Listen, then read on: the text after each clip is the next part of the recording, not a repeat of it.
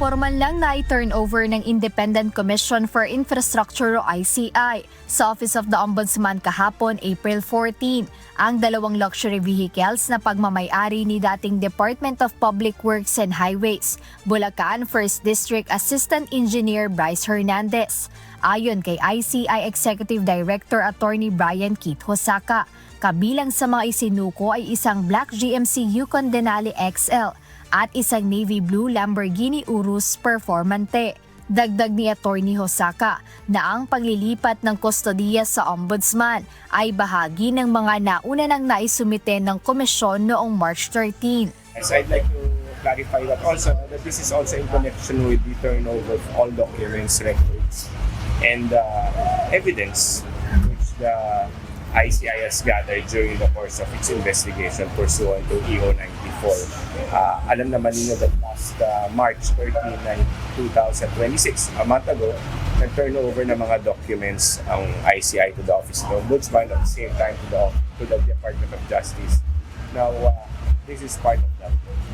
So, it has been officially turned over already. Ayon pa sa ICI Executive Director, ito na ang kanilang huling iti-turn over sa mga kaukulang ahensya na magpapatuloy ng investigasyon sa kontrobersyal na flood control projects. Paliwanag ni Attorney Hosaka, ang Ombudsman na ang magdedesisyon kung anong gagawin sa mga nabanggit na sasakyan. It is up to them already. This will probably aid them in their investigation or probably yung kanilang initiatives for restitution.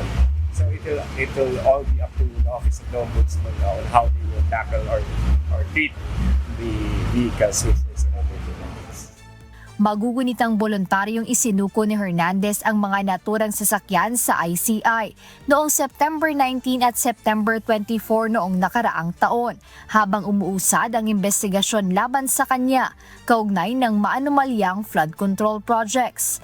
Samantala, tumanggi ng magbigay komento si Attorney Hosaka tungkol sa panawagan ng ilan na ilabas ng independent body ang resulta ng kanilang ginawang investigasyon.